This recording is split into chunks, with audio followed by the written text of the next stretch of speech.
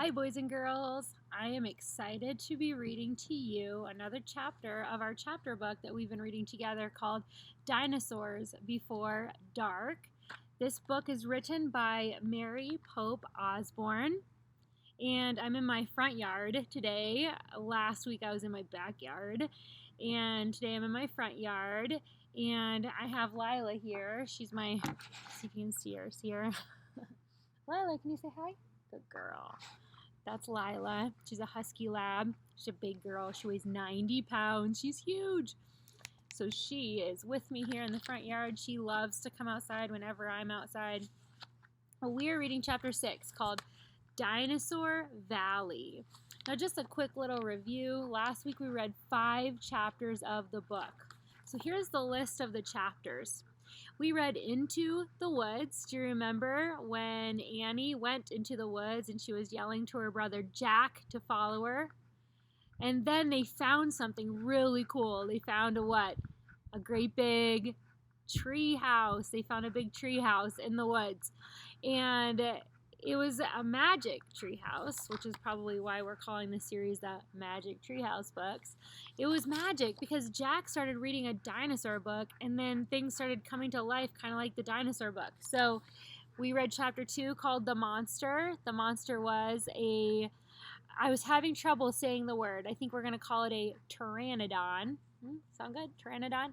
The monster was a pteranodon. It was in the book he was reading, and then there was really a pteranodon outside the treehouse. And then we read chapter 3, Where is Here? And they were trying to figure out, where are we now? Because the treehouse went spinning, and then they showed up somewhere. How many years ago are they? They are 65 million years ago. And then chapter 4 was called Henry because they called the pteranodon dinosaur Henry. Why did they call him Henry? Yeah, they called him Henry because of their neighbor's dog, Henry. And because he was nice, like the neighbor's dog, and he was soft, right? What didn't they say he was really soft? Chapter 5 was called Gold in the Grass. Now, that was the chapter that we ended on Friday. And they saw something in the grass. I'm going to show you the picture of it. You see it right there in his hand? See it? Right, we go right there. See it? It's a coin, and they said, or like a medal or a medallion. What did they call it? A medallion. That's what they said. So kind of like a big coin, and it has an M on it. And that's where we were left with chapter 5. So today we're reading chapter 6. You can close your eyes and imagine the pictures in the book because there aren't very many pictures, so imagine pictures in your mind as we read and listen as I read. This is called Dinosaur Valley. Annie, look at this, Jack called. Look what I found. Annie had gone up to the hilltop. She was busy picking a flower from the magnolia tree. Annie, look, a medallion. But Annie wasn't paying attention to Jack. She was staring at something on the other side of the hill. Oh, wow, she said. Annie! Clutching her magnolia flowers, she took off down the hill. Annie, come back, Jack shouted. But Annie had disappeared. I'm going to kill her, Jack muttered. He stuffed the gold medallion into his jeans pocket. Then he heard Annie shriek. Annie! Jack heard another sound as well, a deep bellowing sound like a tuba. Jack, come here, Annie called. Annie! Jack grabbed his backpack and raced up the hill. When he got to the top, he gasped. The valley below was filled with nests. Big nests made out of mud, and the nests were filled with tiny dinosaurs. See the picture?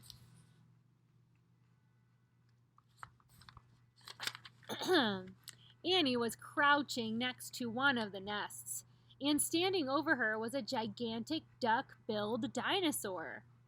Don't panic. Don't move, said Jack. He stepped slowly down the hill toward Annie. The huge dinosaur was towering above Annie, waving her arms, making her tuba sound. Jack stopped. He didn't want to get too close. He knelt on the ground. Okay, move toward me slowly, he said. Annie started to stand up. Don't stand. Crawl, said Jack. Clutching her flower, Annie crawled toward Jack. The duck-billed dinosaur followed her, still bellowing. Annie froze. Keep going, Jack said softly. Annie started crawling again. Jack inched farther down the hill until he was just an arm's distance from Annie. He reached out and grabbed her hand. He pulled Annie toward him. Stay down, he said. He crouched next to her. Bow your head. Pretend to chew. Chew? Yes, I read that's what you do if a mean dog comes at you. She's no dog, Jack, said Annie. Just chew, said Jack. Jack and Annie both bowed their heads and pretended to chew. Soon the dinosaur grew quiet. Jack raised his head. I don't think she's mad anymore, he said. Thanks, Jack, for saving me, said Annie. You have to use your brain, said Jack. You can't just go running to a nest of babies. There's always a mother nearby. Annie stood up. Too late. Annie held out her magnolia flower to the dinosaur. I'm sorry I made you worry about your babies, she said. The dinosaur moved closer to Annie. She grabbed the flower from her. She reached for another. No more, said Annie. The dinosaur let out a sad tuba sound. But there are more flowers up there, Annie said. She pointed to the top of the hill. I'll get you some. Annie hurried up the hill. The dinosaur waddled after her.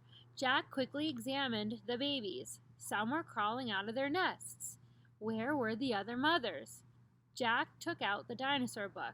He flipped through the pages. He found a picture of some duck-billed dinosaurs. He read the caption. The Anatosauruses lived in colonies, while a few mothers babysat the nests. Others babysat the nests. Others hunted for food. So it's saying some dinosaurs were babysitting, watching all the babies while all the other dinosaurs were hunting. So there must be more mothers close by. Hey, Jack, Annie called. Jack looked up. Annie was at the top of the hill, feeding magnolia flowers to the giant Anatosaurus. She's nice too, Jack, Annie said. But suddenly, the Anatosaurus made her terrible tuba sound. Annie crouched down and started to chew. The dinosaur barged down the hill. She seemed afraid of something. Jack put the book down on top of his pack. He hurried up to Annie. See those pictures?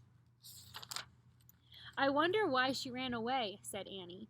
We were starting to be friends. Jack looked around. What he saw in the distance almost made him throw up. An enormous ugly monster was coming across the plain. He was walking on two big legs and swinging a long, thick tail and dangling two tiny arms. Guys, do you know what that is? He had a huge head, and his jaws were wide open.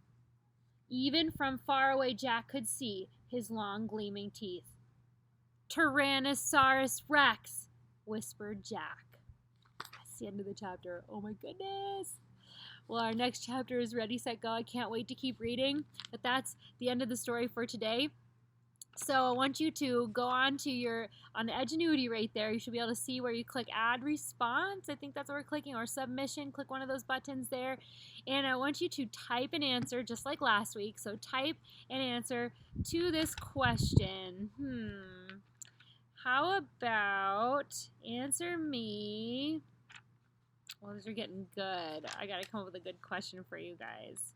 So how about what kind of dinosaur was at the end of this chapter? What kind of dinosaur is coming toward them? A big, scary dinosaur. So just tell me, what kind of dinosaur is it? Just type that word.